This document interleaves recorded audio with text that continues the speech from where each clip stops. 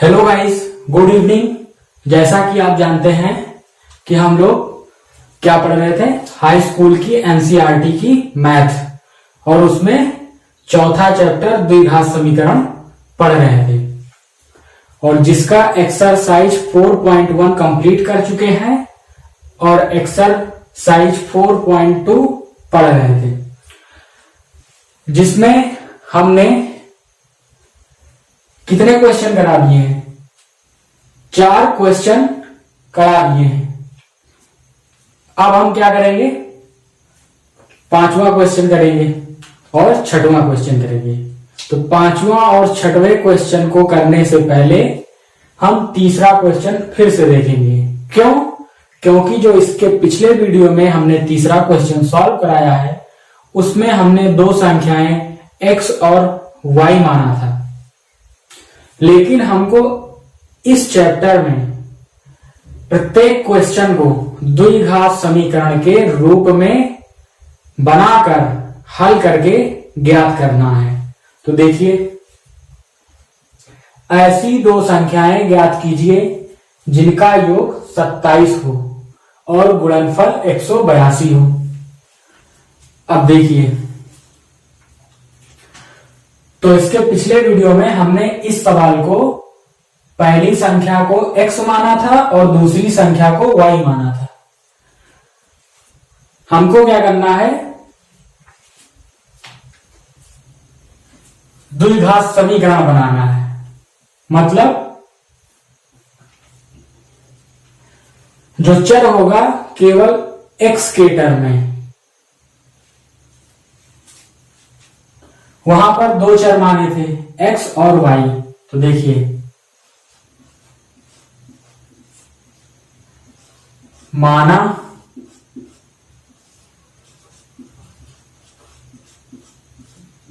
पहली संख्या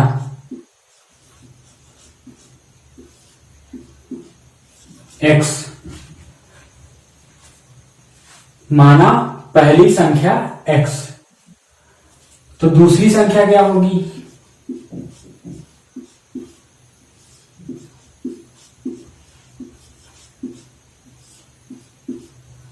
योग कितना दिया गया है? 27। तो 27 में से x माइनस कर देंगे तो हमको दूसरी संख्या ज्ञात हो जाएगी। तो देखिए, 27 माइनस x कैसे? देखिए, हमने इसी सवाल को पिछले वीडियो में x y माना था। 2 संख्या क्या माना था? x और y। मतलब x पहली संख्या माने थे और दूसरी संख्या क्या माने थे? y। और दोनों का योग दिया है, मतलब x धन y बराबर 27 ऐसे किए थे। और हम अगर यहां से दूसरी संख्या निकाल लें, मतलब ये y का मान निकाल लें, तो y बराबर क्या हो जाएगा? 27, और x को उधर ले जाएंगे RHS में तो माइनस हो जाएगा। तो y बराबर कितना आ गया? 27 माइनस x। तो यही तो दूसरी संख्या निकाले, 27 माइनस x। अब देखिए, प्रश्न में क्या कहा है? प्रश्न में कहा है कि इनका गुणनफल, प्रश्नानुसार गुणनफल कितना दे रखा है?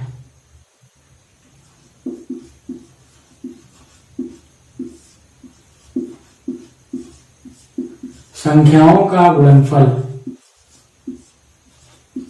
कितना है? 182। अब देखिए, संख्याएं कौन कौन सी हैं? पहली संख्या x, दूसरी संख्या 27 माइनस x।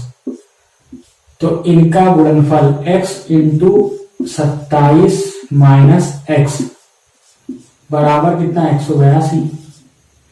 अब x से 27 में मल्टीप्लाई करेंगे, x में माइनस x में मल्टीप्लाई करेंगे, तो हो जाएगा 27x माइनस x स्क्वायर बराबर 182।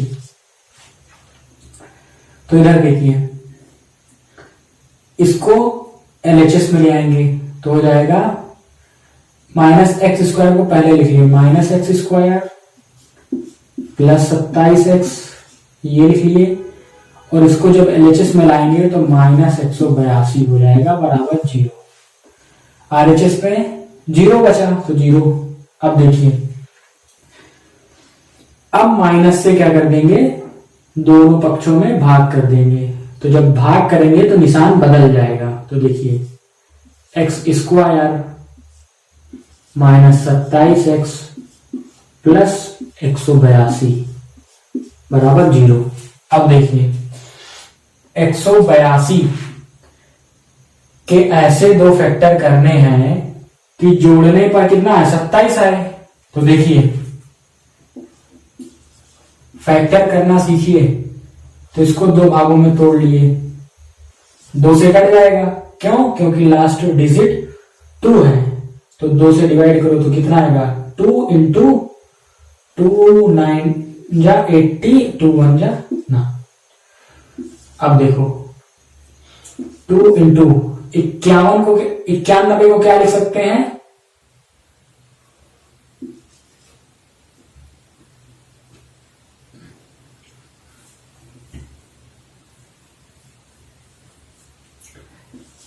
टू इंटू 91 को क्या ले सकते हैं, 13 सते 91, 13 सते 91। तो यहां देखिए 7 दूनी 14 गुणे 13, तो 14 गुणे 13 करेंगे तो कितना आएगा 182, और इसको जब जोड़ेंगे तो कितना आ जाएगा 27। तो देखिए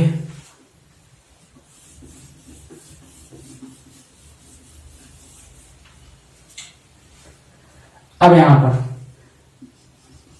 इसको हम इधर लिख लेते हैं, x square minus 27x plus 182 0। अब देखिए 27 को हम क्या लिखेंगे, 14 प्लस 13। तो देखिए x square minus 14 plus 13 into x plus 182 बराबर 0। तो एक्स स्क्वायर एक्स से अंदर मल्टीप्लाई करिए और माइनस से ब्रैकेट खोलिए, तो हो जाएगा minus 14x minus 13x plus 182 बराबर 0। दो पदों में कॉमन लेंगे, यहां पर क्या कॉमन, x की न्यूनतम पावर क्या है 1, तो ब्रैकेट में क्या बचा, x बचा यहां 14, माइनस 13 कॉमन लेंगे तो ये प्लस हो जाएगा, ये माइनस हो जाएगा, क्या बचेगा यहां 14 बराबर 0। अब दोनों में क्या कॉमन, तो x माइनस 14, जो बचा क्या बचा, x बचा यहां माइनस 13, तो उसको एक ब्रैकेट में करके इंटू करके लिख देंगे। अब देखिए अब एक बार क्या होगा, x माइनस 14 बराबर 0, x बराबर कितना आ गया प्लस 14, और यहां से एक बार x माइनस 13 बराबर 0, तो x बराबर कितना आ गया प्लस 13। अब देखिए एक बार पहली संख्या क्या होगी 14, अगर पहली संख्या 14 होगी एक बार, तो दूसरी संख्या क्या निकल के आएगा, 14 घटा दो 13, और अगर एक बार x बराबर 13 मान लिए तो दूसरी संख्या क्या निकल के आएगी 14। तो ये क्या है, आपके आंसर है 14 13 या 13 14।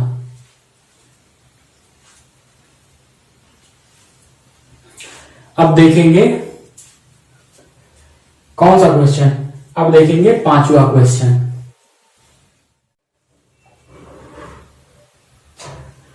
क्वेश्चन नंबर 5 है, एक समकोण त्रिभुज की ऊंचाई इसके आधार से 7 सेंटीमीटर कम है, यदि कर्ण 13 सेंटीमीटर हो तो अन्य दो भुजाएं ज्ञात कीजिए। तो सबसे पहले बेसिक बात है, समकोण त्रिभुज की विशेषता क्या होती है वो समझेंगे। जैसे हमने क्या बना दिया, एक समकोण त्रिभुज ए बी सी, जिसमें एंगल बी क्या है 90 डिग्री। हमने क्या किया, एक समकोण त्रिभुज एबीसी बना दिया जिसमें एंगल बी क्या है 90 डिग्री। अब देखिए ये क्या है, समकोण त्रिभुज एबीसी। तो हमको पता है समकोण त्रिभुज एबीसी है, तो जो कर्ण का वर्ग होगा, इसको 90 अंश के सामने की भुजा को क्या बोलते हैं, कर्ण, हाइपोटेनियस। अब देखिए 90 अंश के सामने की भुजा को क्या बोलेंगे, कर्ण। और ये क्या है, अगर मान लो ये एंगल हम ले ले, ये एंगल क्या है थीटा, तो इस एंगल के सापेक्ष जो साइड AB है ये क्या कहलाएगी, लंब। और जो बचा, क्या बचा, ये वाली भुजा, तो ये क्या होगी, आधार। तो हमको पता है समकोण त्रिभुज में कर्ण का वर्ग शेष दोनों भुजाओं के वर्गों के योग के बराबर होता है। मतलब कर्ण का वर्ग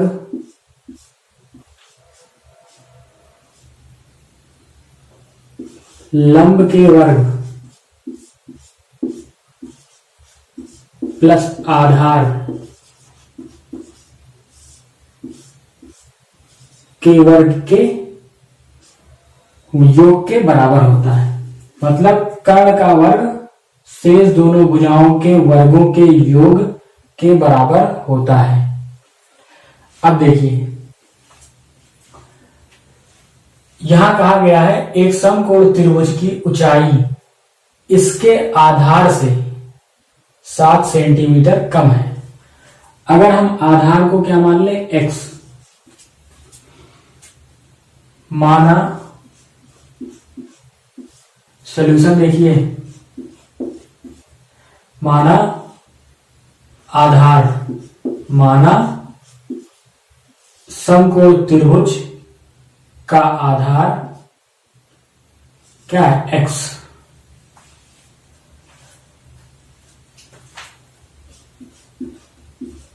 तो ऊंचाई, तो समकोण त्रिभुज की ऊंचाई, ऊंचाई क्या होगी, प्रश्न में कहा गया है ऊंचाई इसके आधार से 7 सेंटीमीटर कम है। मतलब आधार से, आधार क्या है x, तो x से 7 सेंटीमीटर कम है। कम का मतलब x में से 7 घटा देंगे। और हमको कह रहा है यदि कर्ण 13 है, कर्ण कितना दे रखा है 13, तो अन्य दो भुजाएं ज्ञात कीजिए। तो ऊंचाई कितना आ गई, x माइनस 7। यही तो ऊंचाई है, चाहे लंब बोलो चाहे ऊंचाई बोलो। अब देखिए कर्ण हमको पता है कितना, 13। अब देखिए यहां लिखो पाइथागोरस प्रमेय से।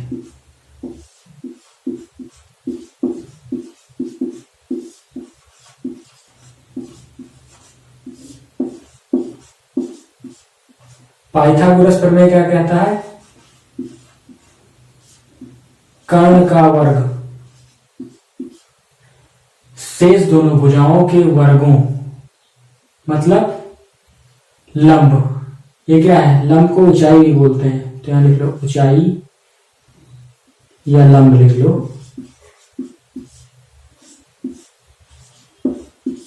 प्लस आधार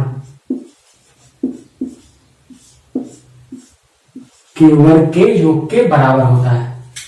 तो कर्ण क्या है 13 का स्क्वायर बराबर लंब क्या है, मतलब ऊंचाई x minus 7 whole square plus आधार क्या है, आधार x है, x का स्क्वायर। अब यहां पर देखिए a माइनस बी का होल स्क्वायर फार्मूला लगाएंगे। मतलब ये वाला a माइनस बी का whole square, A square plus B square minus 2ab। Formula नहीं याद है तो इसको याद कर लीजिए। तो देखिए 13 का स्क्वायर क्या होगा 169, इसका स्क्वायर करेंगे तो मतलब x square plus B square मतलब 7 का स्क्वायर करेंगे कितना, 7 का स्क्वायर मतलब 49 माइनस 2ab करेंगे 14x प्लस एक्स स्क्वायर। अब देखिए 169 बराबर x square 2x square minus 14x plus 49। अब देखिए 169 को RHS पे ले जाएंगे तो इधर क्या होगा 0 बराबर 2x square minus 14x plus 49 minus 169।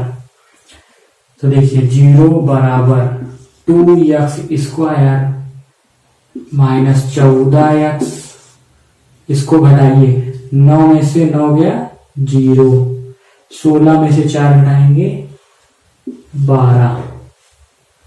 इसको इस तरह भी लिख सकते हैं,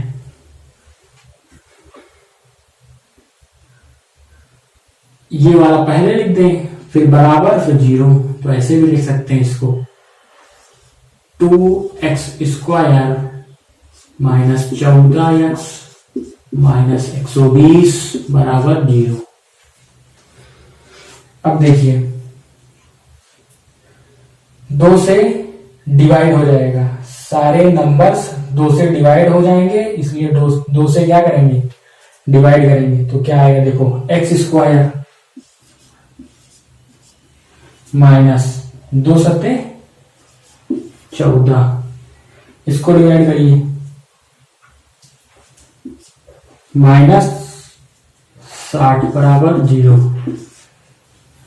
अब 60 के ऐसे 2 फैक्टर करने हैं कि घटाने पर 7 आए। तो देखिए 12 पंचे 60,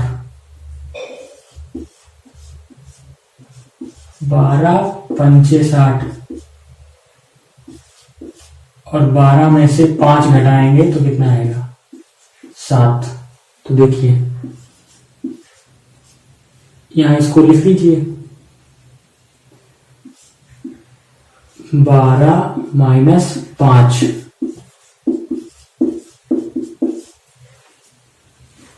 7 की जगह क्या लिखे 12 माइनस 5 इंटू एक्स माइनस 60 बराबर 0।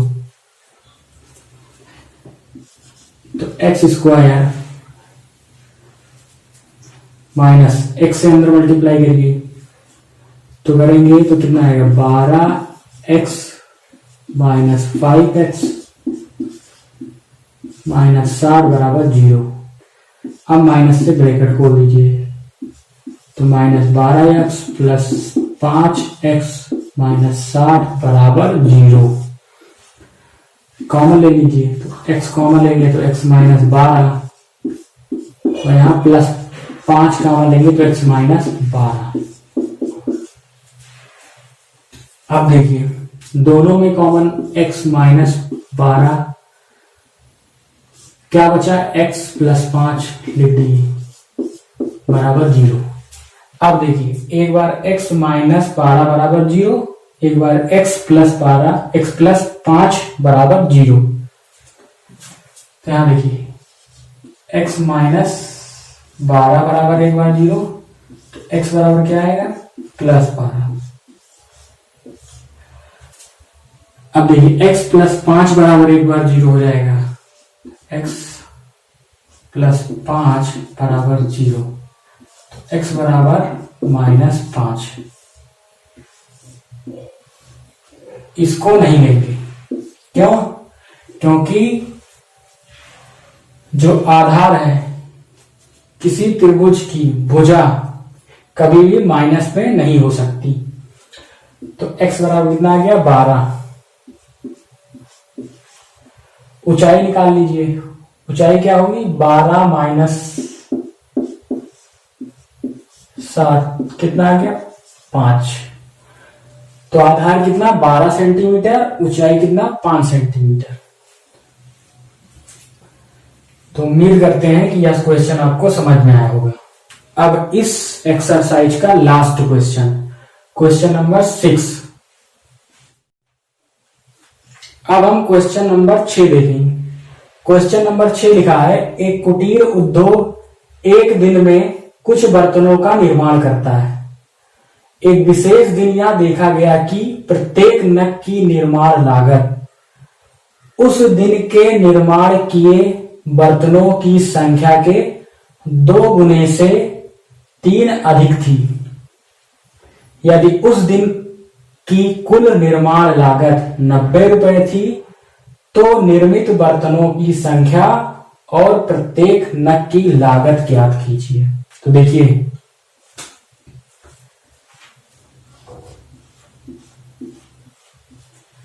हम क्या करेंगे, हम मान लेते हैं इसमें कहा गया है, कह रहा प्रत्येक नग की निर्माण लागत उस दिन के निर्माण किए गए बर्तनों की संख्या, यहां पर गए होना चाहिए,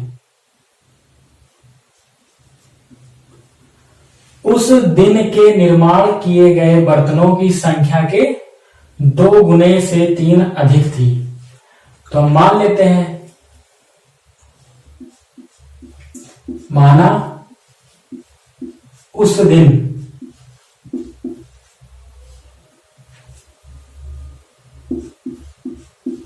निर्माण किए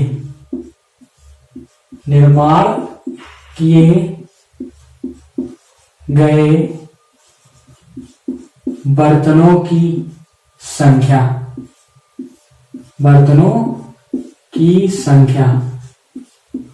मान लिया क्या x।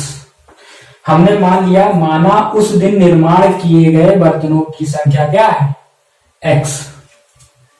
अब देखिए क्या कह रहा है, यहां पर कह रहा है प्रत्येक नग की निर्माण लागत, मतलब प्रत्येक नग को बनाने में जो लागत आई, क्या लिखेंगे, प्रत्येक नग की लागत क्या आई, कहा गया है प्रश्न में, लागत उस दिन के निर्माण किए गए बर्तनों की संख्या के 2 गुने से 3 अधिक थी। तो उस दिन निर्माण किए गए बर्तनों की संख्या क्या माने x के 2 गुने से 3 अधिक थी, यही कहा गया है। मतलब यह 2x धन 3, प्रत्येक नग की लागत आ गई। अब देखिए आगे कहा गया, यदि उस दिन की कुल निर्माण लागत कितना है 90 रुपए थी, मतलब उस दिन की कुल निर्माण लागत कितना थी 90। ध्यान रखिए, प्रश्नानुसार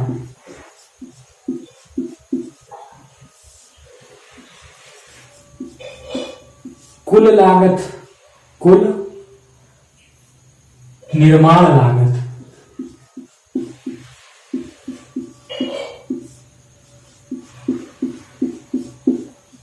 कितना 90 रुपए। अब कुल निर्माण लागत हमको निकालना है, तो क्या करेंगे, उस दिन निर्माण किए गए बर्तनों की संख्या को प्रत्येक नग की लागत से अगर गुणा कर देंगे तो हमको क्या मिल जाएगा, कुल निर्माण लागत, मतलब बनाने में जितना लागत लगा। तो देखिए x क्या है, बर्तनों की संख्या कुल, और प्रत्येक नग की लागत कितनी है 2x धन 3 बराबर 90। अंदर मल्टीप्लाई करिए x से, तो 2x स्क्वायर प्लस 3x बराबर 90। तो इसको लिख सकते हैं 2x² प्लस 3x, 90 यहां लिखा आएगा -90 बराबर 0। अब देखिए द्विघात समीकरण को हल करेंगे। 2x² प्लस 3x -90 बराबर 0।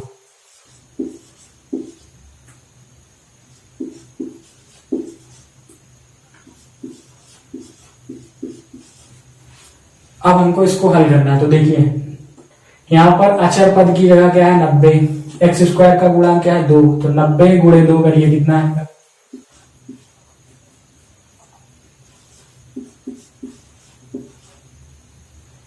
कितना है 180।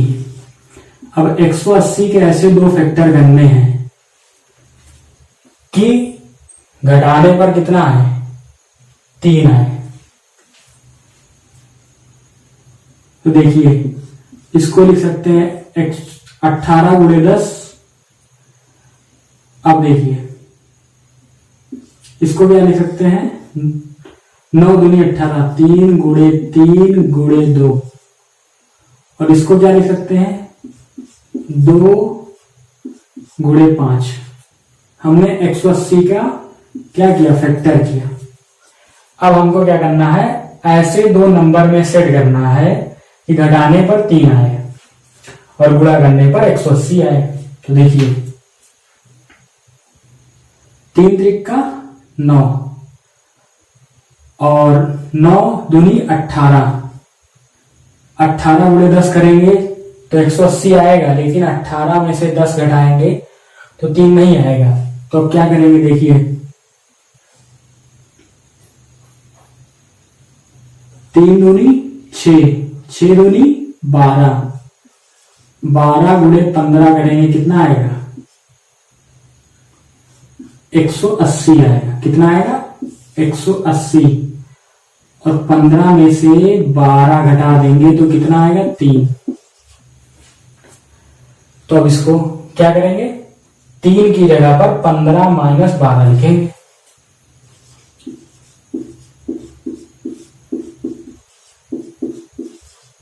हमने लिख दिया और बाकी सेम वैसे लिख लीजिए। 2x² प्लस x से अंदर मल्टीप्लाई करेंगे, ब्रैकेट खोलेंगे तो 15x - 12x -90 बराबर 0। यहां देखिए क्या कॉमन x कॉमन, तो क्या आया 2x प्लस 15, यहां क्या कॉमन 6, तो 2x प्लस 15, 6 से भाग करेंगे तो कितना आएगा 90 को भाग करेंगे तो 15। अब देखिए दोनों में क्या कॉमन, तो 2x प्लस 15, जो बचा उसको लिख रख दीजिए ब्रैकेट में। अब यहां से देखिए यहां से एक बार क्या होगा 2x प्लस 15 बराबर 0, तो 2x बराबर क्या हो जाएगा 15 उधर जाएगा -15, तो x बराबर क्या आ जाएगा -15/2। अब देखिए यहां से x -6 बराबर 0, तो x बराबर कितना आ गया +6। अब आते हैं क्या निकालना है, कहा गया है तो निर्मित बर्तनों की संख्या और प्रत्येक नग की लागत ज्ञात कीजिए। तो यहां देखिए यहां पर बर्तनों की संख्या निकालना है, तो इसको जब भाग करेंगे तो क्या आएगा 7.5।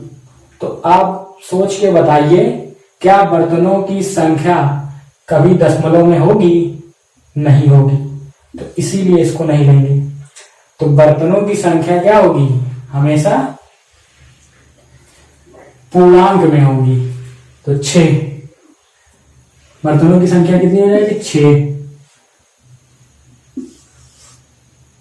निर्माण किए गए बर्तनों की संख्या 6। अब क्या निकालना प्रत्येक नग की लागत, तो यहां रख दीजिए, यहां 6 रखिए, 6 दूनी 2 गुणे 6 प्लस 3, तो 6 दूनी 12 3 15, तो प्रत्येक नग की लागत क्या आ गई 15।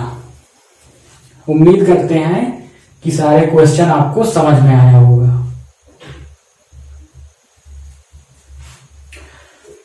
अगर कुछ भी पूछना है तो कमेंट बॉक्स में हमसे पूछ सकते हैं।